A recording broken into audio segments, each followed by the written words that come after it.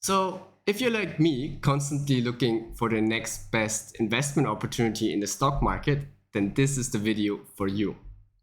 If you don't know me yet, my name is Johannes and I've spent the last 10 years in corporate finance in M&A and private equity. I worked at investment banks and private equity firms that, looked at companies, built financial models and fancy slides for their investment committees.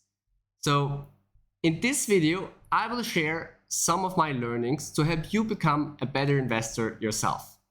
For that, I've prepared a 3-step framework that you can easily apply yourself when you screen the market for your next stock market opportunity.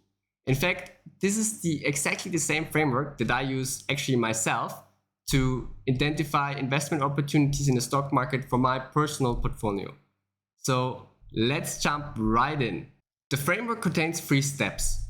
You can think of it as a funnel or a filter. If your opportunities do not pass every single step, you should probably drop them.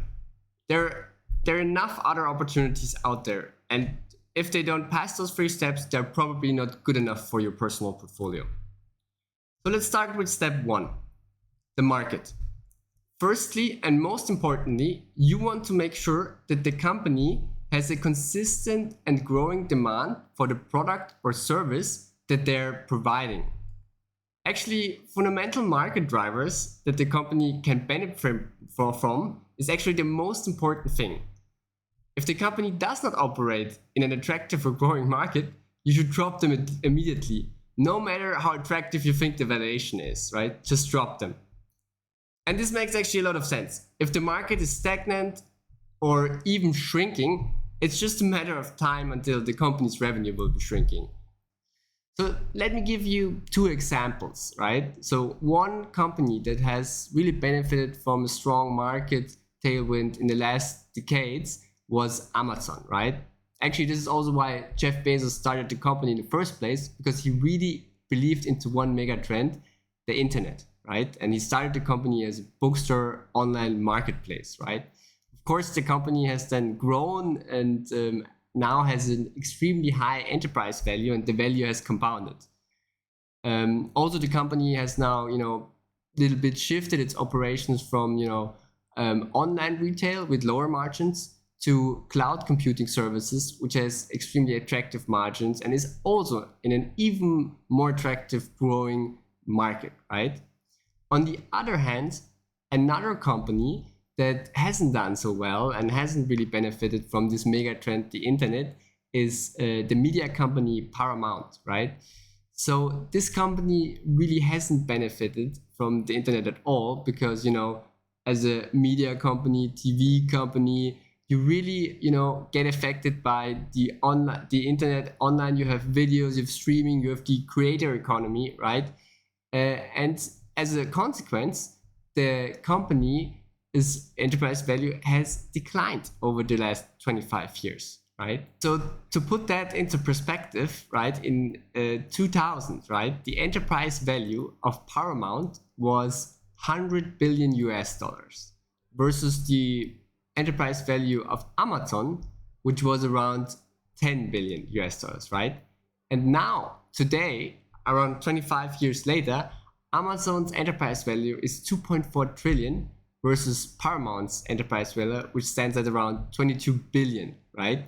So this really is the power of a growing market tailwind. And if you're a long-term investor, you should really make sure that you benefit from such a long-term trend, right?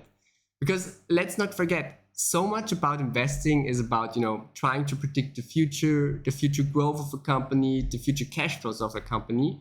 And the only way to do this is to find attractive demand trends, market tailwinds that you believe in the long term, so that you can hold a stock like Amazon, invest in Amazon in 2000 when the enterprise value was around 10 billion, and then sell the company when the enterprise value is around 2.4 trillion. That's what we're looking for at step 1. So let's go to step 2. In step 2, we now have made sure that the company is benefiting from an attractive and growing market.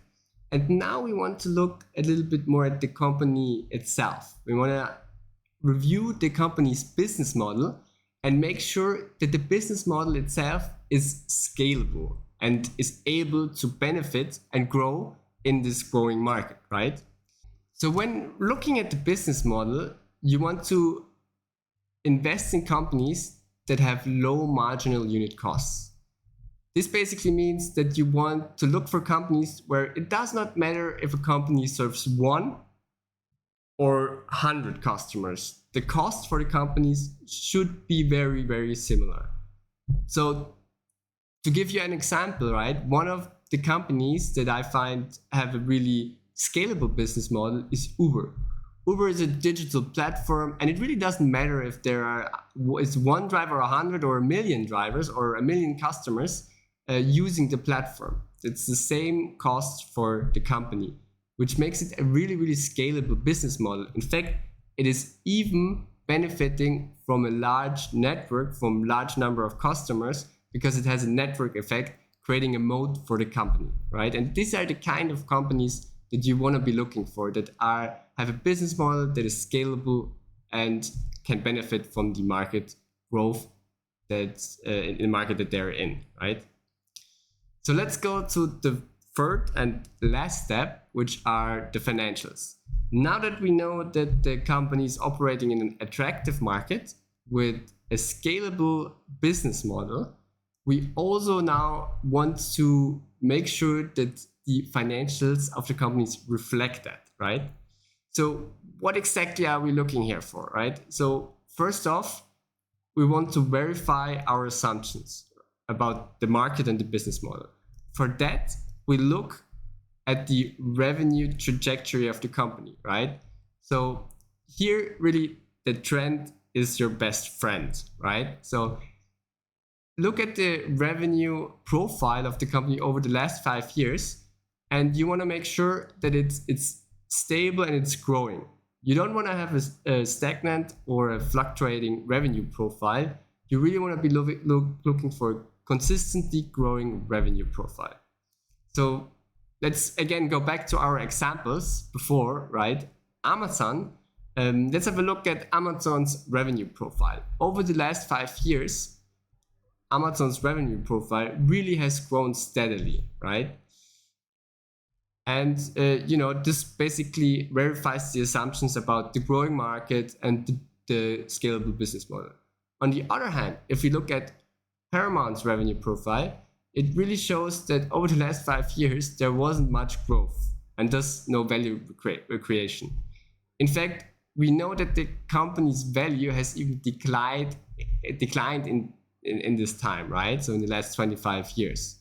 And this is mostly due to the shrinking EBITDA margins of the business. So while the revenue has maybe stayed steady over the last 5 years, the profitability of the company has really gone down. Okay, so to wrap things up, before making an investment, try to go through these 3 steps in your funnel, in your framework. And if you find a stock that passes all of these 3 steps, you should maybe not directly invest into the company, but I would recommend maybe putting it on your watch list to monitor the company and wait for a suitable entry point for you to potentially invest into the company. So if you got this far, thank you for watching. I hope you got some value out of this. And if you want more content like this, please do subscribe and leave a comment below. Other than that, happy investing.